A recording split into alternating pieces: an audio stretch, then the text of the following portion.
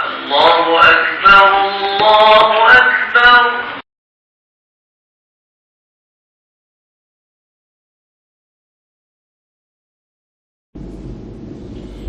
السلام عليكم ورحمة الله وبركاته. أعوذ بالله من الشيطان الرجيم. بسم الله الرحمن الرحيم. الحمد لله رب العالمين، والصلاة والسلام على رسول الله وعلى آله وصحبه أجمعين. رب اشرح لي صدري ويسر لي أمري واحلل عقدة من لساني يفقه قولي. سبحانك لا علم لنا إلا ما علمتنا إنك أنت العليم الحكيم. ولا حول ولا قوة إلا بالله العلي العظيم. Muslimin muslimat yang dirahmati Allah, alhamdulillah kita bersyukur pada Allah Ta'ala kerana keizinan limpahan rahmat Allah dapat sama-sama kita hadir ke masjid pada malam ini bagi melaksanakan tuntutan agama kita, iaitu belajar agama dan menghidupkan sunnah Nabi sallallahu alaihi wasallam, itu salat secara berjamaah. Antara sunnah Nabi yang paling disukai oleh Nabi sallallahu alaihi wasallam dan baginda tidak pernah meninggalkannya ialah salat fardu secara berjamaah. Mudah-mudahan Allah Ta'ala memberikan kepada kita kekuatan dan beristiqamah di dalam mengerjakan salat secara berjamaah ini, kerana besar ganjaran pahalanya dan di sana ada penghapusan daripada dosa-dosa. Baik tuan-tuan, dalam kesempatan ini mari kita lihat beberapa hadis Nabi sallallahu alaihi wasallam yang berkaitan dengan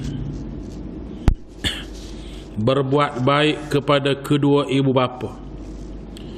Antaranya an Abi Darda radhiyallahu anhu qala: Sami'tu Rasulullah sallallahu alaihi wasallam yaqul: Al-walidu awsatu abwabil jannah فإن شئت فأضع ذلك الباب أو احفظه. رواه الترمذي وقال هذا حديث صحيح.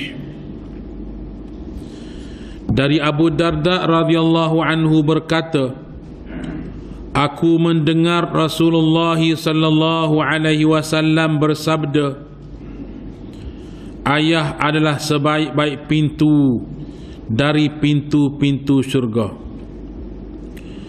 Maka jika engkau mahu hilangkannya pintu itu, yakni dengan derhaka kepadanya, atau jagalah pintu itu dengan berbakti kepadanya. Hadis riwayat Tirmizi.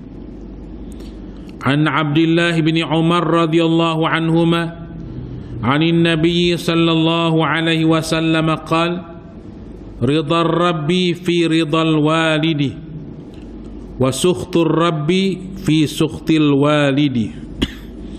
رواه الترمذي.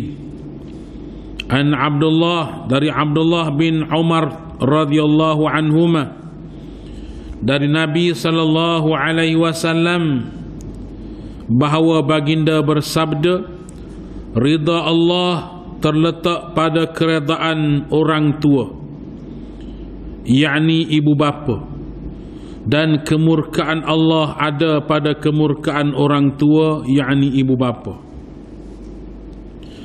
Dan satu lagi hadis daripada Abdullah bin Umar radhiyallahu anhuma qala: Sami'tu Rasulullah sallallahu alaihi wasallam yaqul: inna abarral birri silatul waladi ahlu wuddi abihi, rawahu Muslim. Dari Abdullah bin Umar radhiyallahu anhuma berkata, aku mendengar Rasulullah sallallahu alaihi wasallam bersabda, sesungguhnya sebaik-baik amal bakti adalah seorang anak yang menjaga hubungan baik dengan kawan-kawan ayahnya, yakni sepeninggalan ayahnya. Hadis riwayat Muslim. Tuan-tuan muslimin muslimah ini rahmati Allah. Dalam hadis yang pertama yang kita baca sekejap tadi, bahawa Nabi bersabda, al-walidu awsatu abwabil jannah, menggambarkan bahawa ayah kita ini ialah sebaik-baik pintu dari pintu-pintu syurga. Maknanya berbakti kepada ayah, kepada orang tua kita adalah satu jalan yang boleh membawa kepada syurga Allah, yang mana boleh menyebabkan seseorang itu boleh masuk syurga. Dan seandainya seseorang itu menderhakai ibu ayahnya, maka sesungguhnya dia terhalang daripada masuk ke syurga. Ini menggambarkan bahawa besarnya peranan kita sebagai anak-anak ini dalam menjaga hubungan baik dengan ibu bapa kita. Sebab kadang-kadang tuan-tuan, kita bila dah berasa senil sikit, berasa gagah, ekonomi kita kuat, kita dah tak ingat lagi dah kepada mak ayah kita. Dah terlupa, terkadang-kadang dengan sign telefon, dengan WhatsApp tiap-tiap hari. Tetapi dengan ibu bapa kita yang ada berjauhan daripada kita, mereka betapa rindunya kepada anak-anak, tapi tak pernah dengar suara sekian lama, tak pernah dengar khabar berita sekian lama.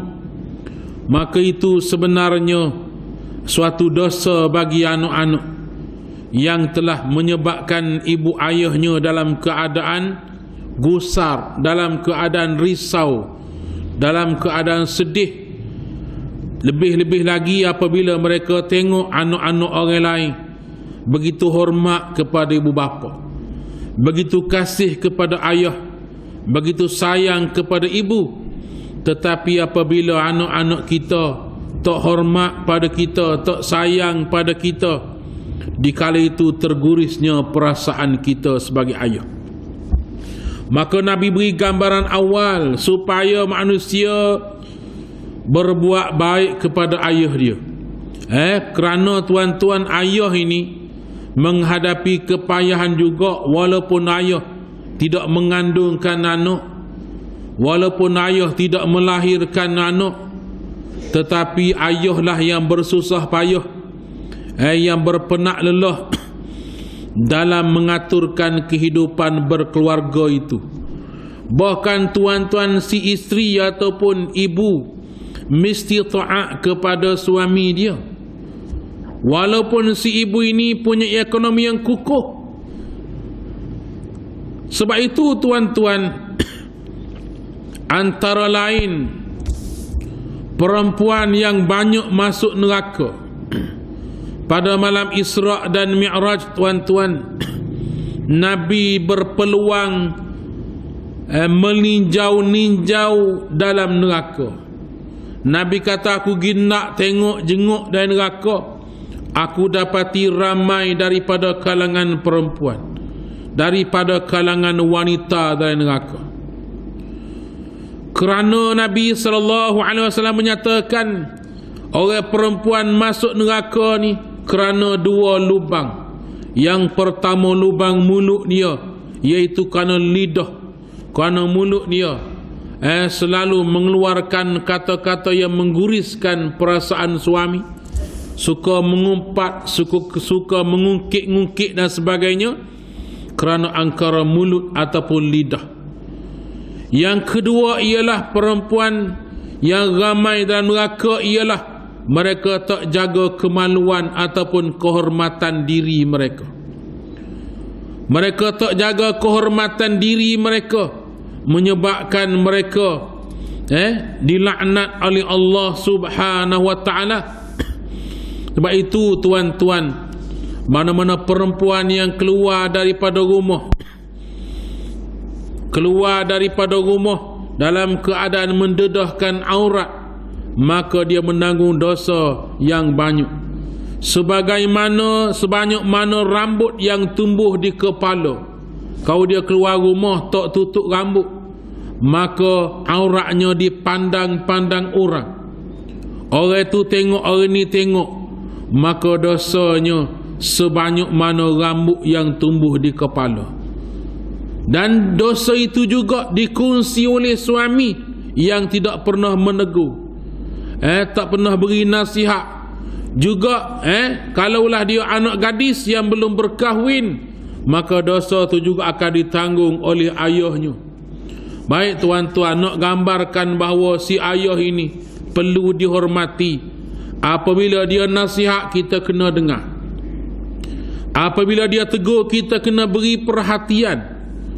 Walaupun tuan-tuan ayah kita ataupun kita sebagai suami tidak berpelajaran tinggi, tetapi Allah Ta'ala berikan tugas dan tanggungjawab yang besar yang perlu kita pikul. Baik tuan-tuan, al-walidu awsatu abwabil jannah fa in syi'ta fa'adhi' zalikal bab aw ihfazhu. Bermakna tuan-tuan, boleh kita kupas daripada hadis ini, ayah kamu, maknanya bapa kamu, dia berada, umpama dia berada di tengah-tengah pintu syurga. Sama ada dia menjadi penghalang kamu masuk syurga, ataupun dia boleh menjemput kamu dengan sebabnya menyebabkan kamu masuk syurga.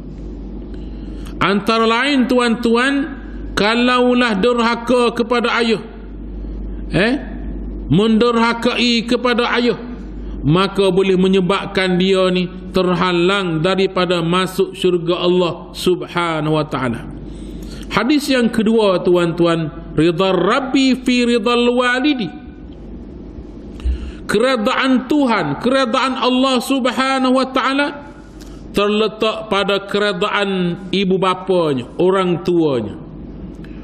Wasukhtur Rabbi, dan kemurkaan Allah Ta'ala, kemurkaan Tuhan terletak kepada kemurkaan ataupun kemarahan kedua ibu bapa. Ini menggambarkan bahawa tuan-tuan, sesiapa yang hidup dia, kehidupan dia tidak menderhakai ibu bapanya, maka Allah Ta'ala redha kepadanya. Maka taat kepada ibu bapa ataupun kedua-dua ibu bapa ini selagi mana tidak bercanggah dengan perintah Allah Subhanahu wa taala. Dan kalau kita lihat, tak ada ibu bapa yang suruh anak buat maksiat, tak ada ibu bapa yang suruh anak ni jadi perompak penyamun, tidak. Hatta ibu bapa dia perangai tak comel sekalipun, dia nak anak-anak dia jadi juru. Sekalipun dia tak tahu hukum hakam agama, dia hantar juga anak dia ngaji supaya pandai tak jadi serupa dia umpamanya. Supaya anak dia pandai ngaji Quran, supaya anak dia ni ada ilmu. Ini nak gambarkan sikap ibu bapa begitu. Tak ada ibu bapa yang nak supaya anak dia jadi jahat. Walau bagaimanapun tuan-tuan, nak gambarkan bahawa kita sebagai si anak. Tadi gambaran kita sebagai ayah. Ini kita sebagai anak pula. Kita sebagai anak ini tuan-tuan, kenalah mentaati kedua ibu bapa kita. Menjadi kewajiban kepada anak-anak mentaati kedua ibu bapa yang menggembirakan mereka. Baik, itulah tuan-tuan, apabila kita bersalaman dengan ibu bapa kita, pandanglah kepada wajah dia, ciumlah tangannya. Iaitu dalam keadaan biasalah. Kalau musim lala ni, mungkin musim-musim Covid ni, kena jaga SOP juga. SOP maksud di sini kalau kita balik kampung, daripada luar, daripada jauh balik kampung, tak digalakkanlah, kerana boleh jadi ada jangkitan sebagainya, nak mengelakkan. Walau bagaimanapun dalam keadaan biasa kita kata ni, hubungan baik kita dengan ibu kita, dengan ayah kita mesti kita kekalkan. Dan jangan lupa kita doakan mereka. Biar ada dalam semaya kita 5 kali sehari ni, lepas semaya ni, biar ada doa kepada ibu ayah kita. Rabbighfirli zunubi wali walidayya warhamhuma kama rabbayani saghira. Amalkan doa sokmo-sokmo kepada mak ayah kita, walaupun dia masih hidup. Tak nanti kalau dia mati baru nak doa. Masa dia masih hidup ini kita doakan mereka, supaya mereka ini diberikan ketenangan oleh Allah Ta'ala, diberikan kesejahteraan, diberikan kekuatan dapat mengamalkan agama ini. Subhanallah. Baik tuan-tuan, kemurkaan Allah adalah pada kemurkaan kedua ibu bapa. Manakala ibu bapa tu duduk sebut benda tak molek kepada anak dia, ibu bapa ni duduk sakit hati, duduk berjerit, semua sedih kerana sikap anak, maka ketahuilah Allah Ta'ala murka kepada anak yang sedemikian. Allah Ta'ala membenci ataupun Allah Ta'ala jauhkan rahmat daripada anak yang bersikap kasar dengan ibu bapanya. Sebagaimana Allah Subhanahu wa Ta'ala menyatakan, wakhfid lahuma janahaz zulli minar rahmah wa qur rabbirhamhuma kama rabbayani saghira. Wakhfid lahuma janahaz zulli, tundukkanlah belikat bahu kamu. Janah ni asalnya sayap. Maknanya kamu dengan mu'ay jangan duduk kembali sayap, jangan duduk meta cekok pinggir berapa. Kamu kena tunduk bahu kamu. Tundukkan bila berhadapan dengan mereka, berjalan pun slow di hadapan mereka, kerana menghormati mereka walaupun mereka telah tua. Wakhfid lahuma janahaz zulli minar rahmah wa qur rabbirhamhuma kama rabbayani saghira. Ini perintah daripada Allah Ta'ala, iaitu kamu hendaklah berdoa, minta dengan Allah Ta'ala. Rabbirhamhuma, wahai Allah, kesihanilah mereka berdua sebagaimana mereka memelihara daku di masa kecil. Kita tahu belaka tuan-tuan, nak jaga anak masa kecil ni sukar. Lebih-lebih lagi ibu nak besarkan anak sore-sore berapa tahun, nak boleh kau pandai buat sendiri. Mula-mula daripada lahir hari tu gak kena mandi genak-genak hari, kena mandi genak-genak hari, kena cuci najis genak-genak hari, sehingga berapa tahun nak boleh kau pandai buat sendiri. Kena hidangkan makanan, sediakan makanan untuk anak. Berapa lama nak boleh buat sendiri?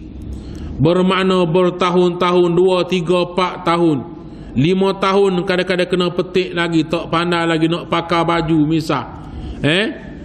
Tak tahu lagi nak uruskan diri.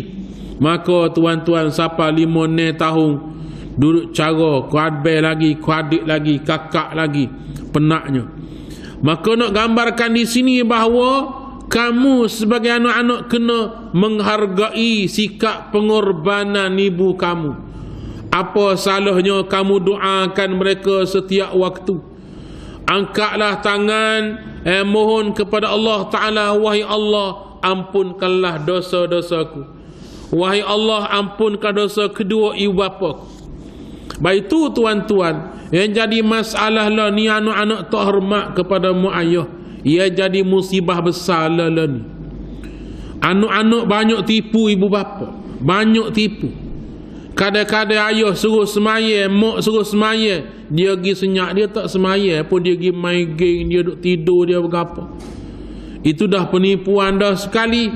Tidak dirikan solat dah pula, tidak patuh lagi pada ibu bapa, dan menyebabkan ibu bapa kecil hati, sedih dengan sikap anak. menyebabkan anak dalam keadaan dosa sama, dalam keadaan jauh daripada rahmat. Sungguh tuan-tuan, yang menjadi punca-punca musibah lala ni ialah kerana anak tidak menghormati ibu bapa. Situ duduk. Dan kadang-kadang kita sebagai ayah, sebagai ibu ni tak ambil hal sangat dengan anak kita, walaupun suruh tak ngin dah. 10 kali suruh tak ngin dah. 5 kali suruh tak ngin dah. Nak kena bangun gi nak ambil menyapu gapo, nak gi tarik telinga sebagainya. Teka tu baru nak gerak gi. Sebenarnya dari segi hukum berapa kali dosa dah anak-anak. Berapa kali dosa dah. Kalaulah ibu dah kecil hati tuan-tuan, maka ibu dah terguris, maka sudah jauh dah daripada rahmat Allah Ta'ala. Tengok bagaimana kisah Jurayj. Tuan-tuan biasa dengar cerita Jurayj ini. Abid, ahli ibadat di zaman Bani Israel. Abid ini, Jurayj ini ialah ahli ibadat di zaman Bani Israel. Yang dianya buat tempat ibadat dia berasingan daripada kapung. Naik tempat tinggi sikit, situ dia buat tempat ibadat dia, mihrab dia. Jadi tuan-tuan, dia duk ibadat situlah siang, malam, pagi, petang. Sehingga kan dia tak ada masa nak mari jenguk mak. Dia duk ibadat, bukan dia buat benda lara. Duk semaya, duk zikir situ. Cuma dia terlupa nak mari ziarah mak dia. Sehingga kan mak dia ni terpaksa pergi cari anak. Dah lah ibu dia tua. Nak pergi cari anak, kena naik tangga, nak naik bukit. Bukan seni orang tua nak naik bukit. Muka rumah anak dia duduk atas bukit tu. Dah naik bukit, dah penat dah, sekali lelah jelek. Pergi pula panggil anak weh tak nyau. Tak nyau, panggil mak dia dah letih lagi, tak ilai penat lagi, nak kena kelik pula. Tunggu kok-koknya buka, tak buka pintu. Balik saja turun bukit. Kapetai mari pula. Naik bukit penat-penat, sampai situ panggil anak, wahai Jurayj, bukalah pintu, mak mari. Taknya buka pintu juga. Rupa-rupanya dia duduk semaya, duduk ibadat, sehingga kan dia tidak mempedulikan suara mak dia duduk panggil dia. Mak dia balik kali keduanya, kali ketiga mari pula petai tu. Mari panggil anak ni tak nyahu. Ibu ni mai kecil hati tuan-tuan. Walaupun dia tahu anak dia ni baik, walaupun anak dia ni ibadat, dia sedang ibadat, tetapi tuan-tuan mari kecil hati, berulang-ulang kali mari tak buka pintu. Penat, letih lagi, sakit lutut lah, berapa lagi. Lalu dia pun akak tangan. Wahai Allah, aku nak mubalah anak aku ni. Aku nak tengok mubalah anak aku ni sebelum aku mati. Mari tuan-tuan, mari. Apabila ibu tua, bila dia cari anak berman, dia ada hajat itu. Ada hajat. Baik itu tuan-tuan, tolonglah berikan kegembiraan kepada mak ayah kita kalau ibu ayah kita masih ada. Sekalipun dia sihat, sekalipun dia sudah ada wang, holalah pitih ke dia. Jangan kata mak ayah saya kaya dah wiwak gapo pitih. Dak, kita kena bagi. So aina wak gapo ngai pitih kita bagi, ikut dia. Yang penting ialah pengorbanan ataupun perhatian kita kepadanya, menggembirakan. Boleh jadi pitih dia dah, pitih hak anak bagi dia letak suku, tak capus kan ni hak anak bagi ni. Nak buat gapo pas cium lah. Ni bagi orang yang sayang kepada anak dia, menghargai pemberian anak. Cuba bayangkan kalau kita dah sekian lama tak hala pitih kepada mak kita. Sekian lama kita tidak membuatkan hati mereka gembira. Sebab itulah hidup ini dalam musibah. Masyarakat dalam musibah. Orang tu marah ke anak dia, orang ni marah ke anak dia, orang ni sedih pasal anak dia. Semua cerita pasal anak-anak. Cerita pasal anak-anak. Tidak orang nak demo lah, anak kawin pun. Bermaknanya ramai budak-budak, anak-anak bersikap demikian. Kembali kita pada cerita Juraish ini.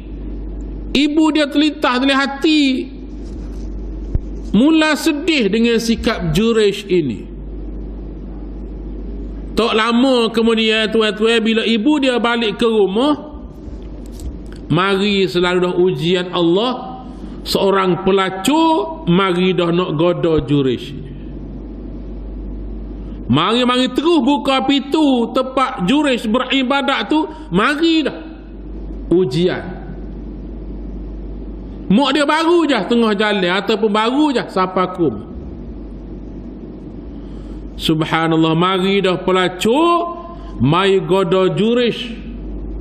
Habis cara dia goda Juraish ini, sehingga kan dia dedahkan semua aurat, pecah habis pakaian depan Juraish.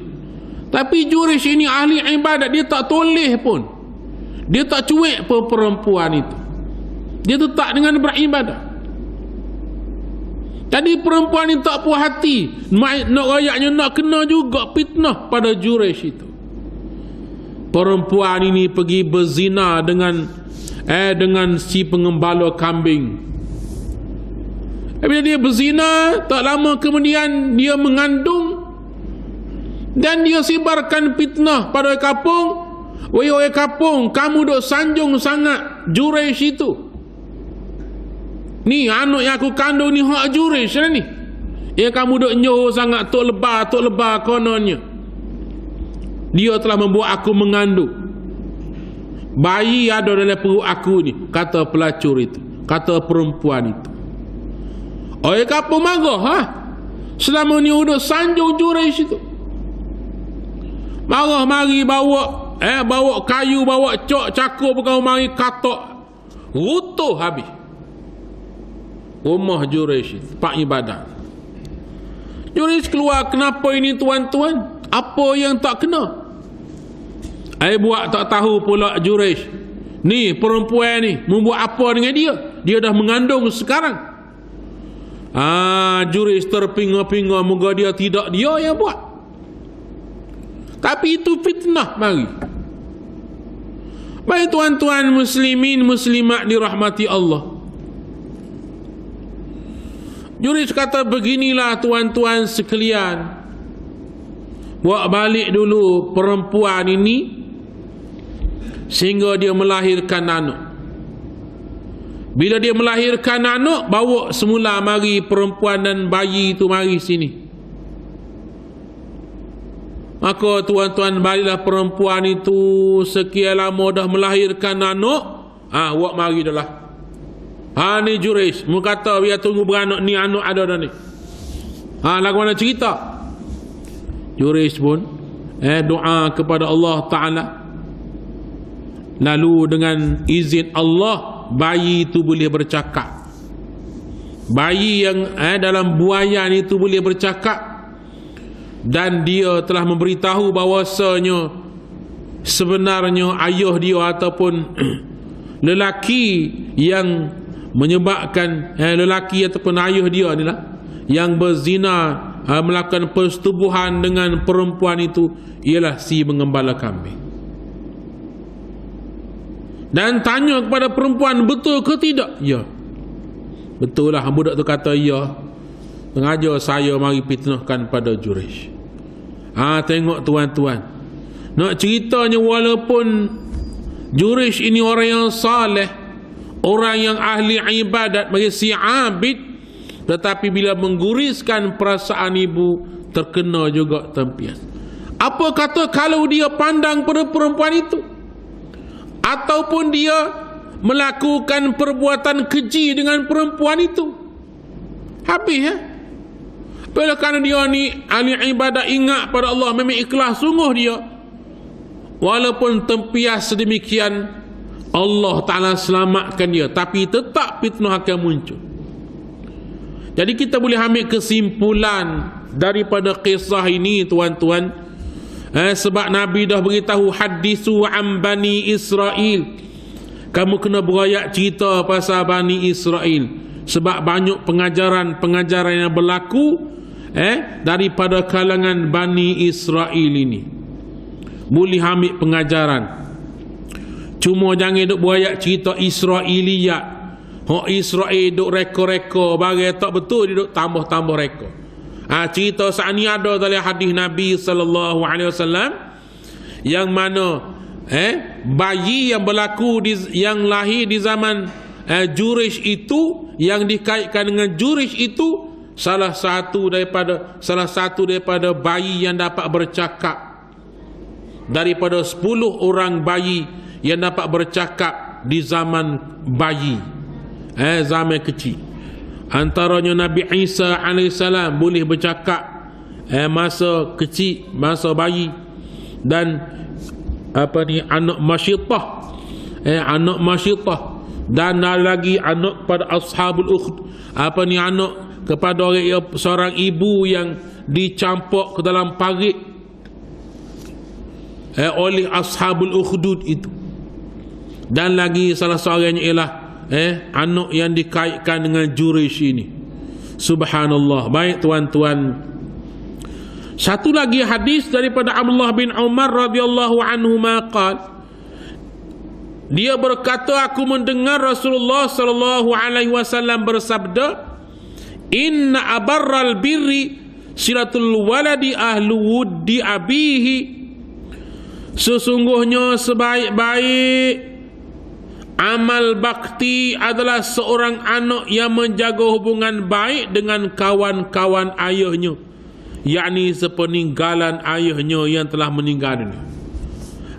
Antara tuan-tuan nak buat baik kepada ayah kita, gi hubungkan silaturahim, waris warah kita, waris warah balik ayah, waris warah balik mak, bahkan sayang ayah kita. Siapa dia tuan-tuan yang masih kenal sayang mula ayah kita, tuan-tuan kena pergi ziarah dia dan berikan apa-apa yang menggembirakan dia. Hubungkan, jangan putuskan perhubungan yang telah dijalin oleh ayah kita. Ayah kita tuan-tuan, maklumlah orang kampung misalnya, ataupun orang bandar, dulu dia bersaing sungguh tuan-tuan, saing dulu, pas ke rumah makan nasi di rumah, meleh ayah kampung makan nasi, dia saing mari di rumah tak wigi lagi tak makan nasi. Waris warah begitu juga. Hak jauh-jauh mari di rumah ikan kering, sama-sama ikan kering. Ada nasi, nasi dengan sambal, sama-sama makan nasi dengan sambal. Tu waris dia tidur di rumah kita, datang kala mari 2-3 hari duduk rumah kita. Jadi rasa hubung sulat keakraban, perhubungan saing sahabat itu akrab. Boleh jadi dia pernah tolong ayah kita, boleh jadi ayah kita pernah tolong dia, maka kita sambung pergi cari mana sayang ayah kita yang masih ada, kita pergi cari, hubungkan silaturahim, waris warah, dan saing tu kita jalinkan perhubungan baik. Kenapa? Karena tu sebagai tanda kita masih menghargai ayah kita dan menggembirakan ayah kita yang berada di alam barzah sana. Subhanallah. Bagaimana tuan-tuan berlaku pada seorang perempuan yang ditanya, wahai Rasulullah, ibu saya telah meninggal dunia. Ibu saya telah meninggal dunia, bagaimana saya nak berbuat baik kepada ibu saya? Maka Nabi beritahu, kamu berbuat baik kepada kawan-kawan ibu, berbuat baik kepada kawan-kawan ayah kamu. Bermakna kita berbakti kepada ayah kita juga. Subhanallah. Baik tuan-tuan, satu lagi daripada Abdullah bin Umar radhiyallahu anhuma, Man ahabba an yasila abahu fi qabrihi falyasil ikhwana abihi ba'dahu. Iaitu kata Abdullah bin Umar, aku mendengar Rasulullah sallallahu alaihi wasallam bersabda, sesiapa yang ingin menjalinkan hubungan dengan ayahnya yang berada di alam barzakh, yakni dalam kubur, maka hendaklah ia menjalinkan hubungan baik dengan saudara-saudara ayahnya sepeninggalannya. Buat baik kepada saing-saing mula ayah kita. Ayah kita saing dengan saing-saing dia yang masih ada, cuba jalinkan hubungan. Gi jumpa dengan saing-saing kita, amba dengan anak kepada nini dah. Orang tua cukup menghormati kita bila kita pergi cari kita pergi cari eratkan persahabatan arwah ayah. Alhamdulillah tuan-tuan, mudah-mudahan beberapa hadis ini dapat kita mengambil iktibar bahawasanya hidup kita ni biarlah berbakti kepada ibu bapa kita lebih-lebih lagi. Mereka dah meninggal dunia, nak amal soleh tak boleh dah, kita sambung dengan kita buat amal soleh, sapa kepada mereka. Bagaimana Nabi sebut, walidun salihun yad'ulah, bila bapa yang meninggalkan anak yang saleh yang sentiasa mendoakannya termasuk berlakulah buat amal-amal saleh tu. Tuan-tuan mari maya di masjid pun siapa gaya pahala untuk mak ayah tuan-tuan. Yang kita berbuat baik ni, Allah Ta'ala tunjukkan kepada ibu bapa kita di alam barzakh, ni anakmu siapa semua masjid. Dia tengok kita sedang belajar, dia tengok Allah perlihatkan anak-anak dia sedang solat berjamaah, ulang alik ke masjid, menggembirakan mereka dan boleh meringankan azab mereka di alam barzakh sana. Oleh itu tuan-tuan, rajin-rajinlah kita ke masjid, doalah untuk ibu ayah kita, jalinkanlah hubungan baik dengan rakan-rakan ataupun waris-waris kita. Mudah-mudahan Allah Ta'ala merahmati kita semua. InsyaAllah tuan-tuan sekadar itulah dapat menyampaikan. Mudah-mudahan diberkati Allah dan dijadikan sebagai amal-amal salih. Sekian billahi taufiq wa hidayah. Wassalamualaikum warahmatullahi wabarakatuh. A'udzubillahi minasyaitanirrajim. Bismillahirrahmanirrahim. Alhamdulillahi rabbil alamin. Wassalatu wassalamu ala rasulillahi wa ala alihi wa sahbihi ajma'in. Allahumma inna nas'aluka ilman nafi'a wa amalan mutaqabbala wa qalban khashi'a wa wajhan muniran wa tawfiqan hasanan wa tawbatan nasuha. Rabbana atina fid dunya hasanah wa fil akhirati hasanatan wa qina azaban nar. Wa sallallahu ala sayyidina Muhammadin wa ala alihi wa sahbihi wa sallim. Walhamdulillahi rabbil alamin. Taqabbalallahu minkum.